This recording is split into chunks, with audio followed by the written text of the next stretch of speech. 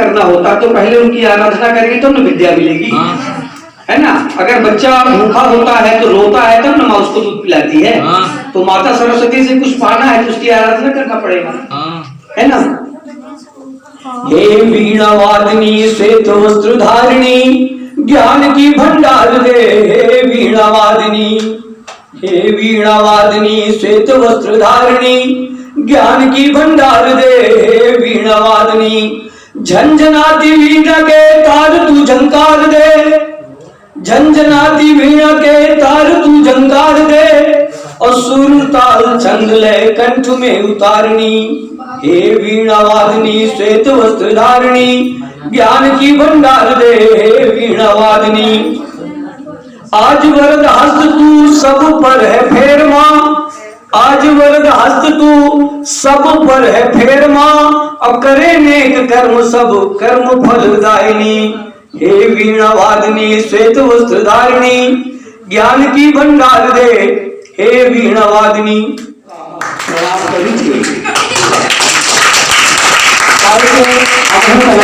विद्यार्थी रहे हैं, हम छात्र रहे हैं और कुछ साल हम पढ़ाओ रहे हैं। हम सबसे पहले धन्यवाद करी थे माता सरस्वती का, जे यह मिल के हमका कहीं कि तू कुछ बोल सकता है तो उन्हें क्यों काबिल बने, और जो आकाशवाणी की अपना बात करत रहे तो वास्तव में वहां तक पहुंचाने के श्रेय अपने का है। जब अपना प्रोफेसर साहब रहे हैं श्री महाविद्यालय में, हमारे गुरुओं जी आई, जब हम वहां से वकालत की पढ़ाई करते रहे तो सर वहां शिक्षा देते रहे हैं दूसरे विधान, वकालत पेशा में नहीं, भले उम्र में थोड़ा सा हम ज्यादा हैं, पर हमारे गुरुओं जी आई ત્યાં जितने गुरु जी बैठे लागा सबका हम नमन करी थे, उनकर वंदन करी थे। हमारा नाम सर बताई, उपनाम हमारे मनसुख भाई बघेली के साथ साथ आदमी और भी चीजें कर सकता है। सबसे पहले तो हम अपनी बताता हूं कि मैं LLB किया, संगीत से हमारा प्रभाकर है, आयुर्वेद भी मैंने 1 वर्ष किया है, हिंदी और समाज शास्त्र मैंने MA भी किया है, ITI भी किया है मोटर मैकेनिक से, वहां मुझे गोल्ड मिला था ITI में, सबसे ज्यादा अंक हमारे आए थे 922 में। और उसके बाद मैं वकालत की भी इस उम्र में मैंने पढ़ाई की सर, 2002 से मैंने शुरू की थी। डबल MA करने के बाद मैं स्टेशनरी की दुकान भी किया हूँ 8-10 वर्ष, पर संगीत से रुचि होने के कारण शटर गिरा देता था, आज यहाँ मानस है, आज यहाँ रामायण है, चल देते थे। तो पिताजी हमारे कहा करते थे आप देखो दुकान खोला है और इधर शटर बंद करके ऐसे उसकी बिक्री होगी, पर हो गया उनका सुन लेता था, ठीक है। यानी जिसकी जिसमें रुचि रहती है तो चल देता था। संगीत कक्षाएं भी मैंने कई वर्ष तक यहाँ संचालित की, अब तो सिखाना यहाँ बंद कर दिए हैं क्योंकि आप लोगों की कृपा से अब समय नहीं मिलता है, कभी शूटिंग करना है, स्क्रिप्ट लिखना है, जाना पड़ता है बाहर। तो हम ये सब करते करते रात रात भर जगते थे।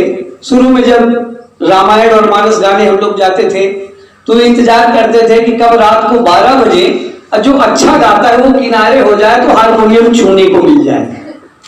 अगर बीच में कहीं छू देते थे दूसरा कहता था जो अच्छा रखो ये फट जाएगी, जानते नहीं हो इतने 1000 की है। हो गया, पर लगन लगी रही तो आज ये स्थिति है कि हमारे पास 4 हारमोनियम हैं जो अच्छे स्तर की कहलाती है, जिनकी कीमत इसमें 20,000 25,000 है। कीबोर्ड हमारे पास है, वायलिन है, गिटार है, तबले हैं, संगीत के इंस्ट्रूमेंट जितने भी हैं आज लोग हमसे मांग कर ले जाते हैं जो हमको मना करते थे। आज वही कहते हैं कि चले जाओ सुभाष के पास मिल जाएगी। कहीं भी अगर इधर रामायण मानस होता है तो लोग कहते चले जाओ उनके पास मिल जाएगा। संगीत की टीम उनके पास चले जाओ, बिरहा की टीम उनके पास चले जाओ। मैंने पूरे रीवा जिले में 500 लोक कला दलों को एकत्रित किया है। यहाँ आपके टुकड़ू में भी मैंने बिरहा के कलाकारों को एकत्रित किया, जो हमारा YouTube चैनल है बिरहा डला हुआ है। हमको मौका मिला रविंद्र भवन में बिरहा ले जाने का। वहां बड़े मुश्किल से लोग जा पाते हैं, वहां प्रस्तुति देने का। रामवन में होता है, वहां भी हमारी कला संस्कृति गई, बिरहा गई। लिल्ली घोड़ी आप लोगों ने देखा है क्या? लिल्ली घोड़ी, जिसको आजकल दुलदुल घोड़ी बोलते हैं, पहले लिल्ली घोड़ी बोलते थे। जो घोड़ा होता था उसके अंदर आदमी घुस जाता था और उसको चलाता था, यानी वो खुद नाचता था। लोग सोच रहे थे कि घोड़ा नाच रहा है, उसके ऊपर कपड़ा ढका रहता था, बड़ा सा साया रहता था। वो कहीं देखने को नहीं मिलती है, उसकी भी मैंने खोज की है और हमें 2 कलाकार मिले हैं उसके। महासाओं के पास 2 रावत परिवार के लोग हैं, उनके पास मिली है और उसको भी मैंने फिल्म में ले गए थे। उनको साडोर में फिल्म की शूटिंग हुई थी, वहां उनको लेके गए थे। तो कहने का मतलब ये कि अगर चाह है तो राह है। कहने का मतलब ये कि हर चीज करते करते अपने अंदर की जो चीजें हैं उसको आगे हम बढ़ा सकते हैं। हमारे गांव में बहुत सारे लोग कहते थे कि बताओ ये पढ़ने वाला लड़का, चूंकि मैं जब पढ़ता था उस समय मैं अपने क्लास में फर्स्ट डिवीजन आता था। हमेशा खेल में भी मैं आगे रहता था, वॉलीबॉल, फुटबॉल, कबड्डी, बहुत सारे गेम्स खेलते थे, उसमें भी हिस्सा लेना। पढ़ाई के दौरान हमारा ये होता था, सुबह से जब मैं 9th में आया था गांव से पढ़कर मनगवा में, तो यहाँ सुबह हमारी क्लास थी, सुबह थे, और फुटबॉल होती थी शाम को। तो सुबह क्लास पढ़ने के बाद पूरा दिन मनगवा में रहते थे, फिर जब 4 बजे बड़े बच्चों की छुट्टी हो, खेले और दौड़ते हुए घर जाते थे। जबकि हमारे पिताजी प्राचार्य थे, मनगवा में लेक्चरर थे, श्री रामकृष्ण मिश्रा जी। तो बैठे रहे। साइकिल हम लोगों को 9th में मिली है, उसके पहले साइकिल भी नहीं थी, पैदल हम लोग वहां से आते थे। साइकिल की बात आई तो एक बात सर, बहुत अच्छी बात है, हंसने में भी लगता है। पिताजी नई साइकिल खरीदे थे, अब वो साइकिल से आते थे, संडे रहता था तो चाबी उनके जेब में रहती थी। एक बार पिताजी कहीं चले गए तो हम दूसरी चाबी, पहले साइकिलों में एक चाबी लंबे लंबे ताले लगते थे, उसमें एक मास्टर चाबी आती थी, उससे सभी ताले खुल जाया करते थे। हम चोरी से साइकिल लेके चले गए। इतने पिताजी घर आ गए। जब हम लौट के आए तो पूछे कि साइकिल कैसे ले गए, चाबी तो हमारे पास थी। तो हम कहे वो मास्टर चाबी थी तो उससे खोले।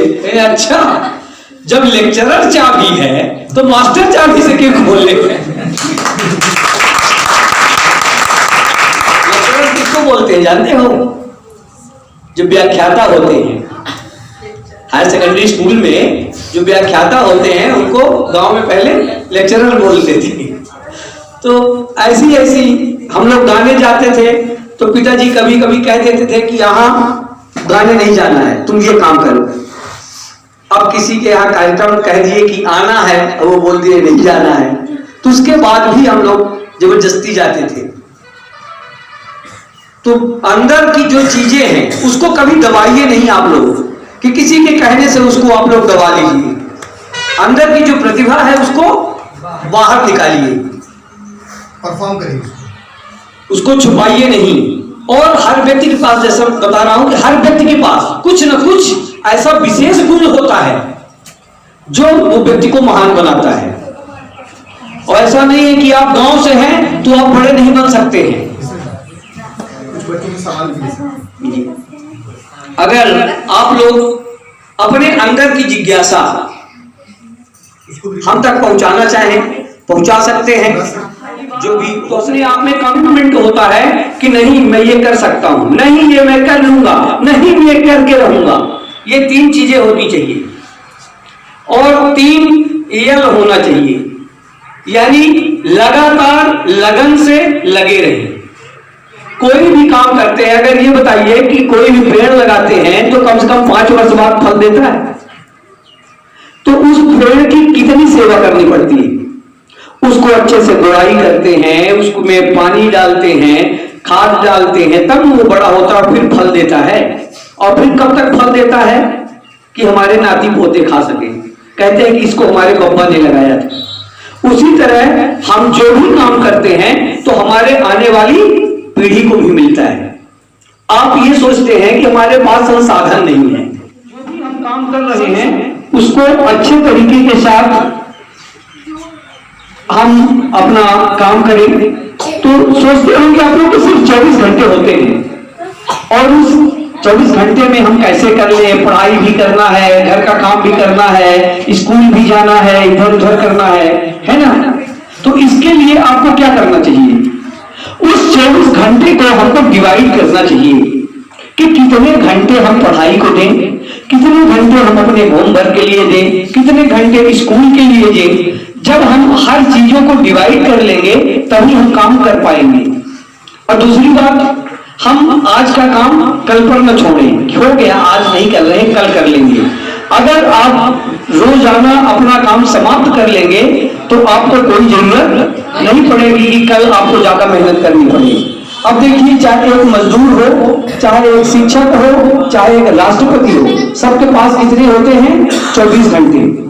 अब उन 24 घंटे में हमको सब काम करना है तो हमें 24 घंटे को इसी अमिताभ बच्चन जी को वो मना कर दिया था। वो उसके बाद हिम्मत नहीं हारे, वो गए कलकत्ता में वो उन्होंने ऑडिशन दिया, कलकत्ता वालों ने पास किया और आज पता नहीं कितने आकाशवाणी केंद्र ये चाहते हैं कि उनकी एक बाइट मिल जाए, उनकी आवाज मिल जाए, वो हमारे केंद्र में आ जाएं। क्यों ऐसे हुआ? क्योंकि उन्होंने हिम्मत नहीं हारी, ये नहीं सोचे कि हम यहाँ असफल हो गए। कहते हैं कि once you are to succeed try again. अगर आप एक बार सक्सेस नहीं हुए हैं उसके लिए भी प्रयास करते रहिए। इसका उदाहरण आप लोग अपने घर में चींटियों से देख सकते हैं कि चींटी चढ़ती है और उसके बाद फिसल जाती है, कई बार फिसलती है, उसके बाद चढ़ जाती है, अपने मुकाम हासिल कर लेती है। तो इसलिए आप लोग अपना मुकाम हासिल कर सकते हैं, सिर्फ आपके अंदर हिम्मत होनी चाहिए, हिकमत होनी चाहिए, मेहनत होनी चाहिए। एक बार जोरदार तालियां बजा सकते हो। आप लोग सोचते होंगे कि बहुत दिन तक भी नहीं आए थे, परीक्षा देने के बाद अब घर जाने की इच्छा है। पर इच्छा का मतलब क्या होता है? पर मीन्स दूसरा, परीक्षा के बारे में उन्होंने लिखा था कि परीक्षा ये 3 अक्षर का ऐसा भयानक शब्द है जिसमें त्रैलोक की बुरी बला समाहित है। भगवान यीशु भी कहा करते थे कि ईश्वर किसी की परीक्षा न ले। तो आप लोग ये चाहते हैं, अभी प्री चल रहा है, फिर आप लोग बोर्ड की भी परीक्षा देंगे।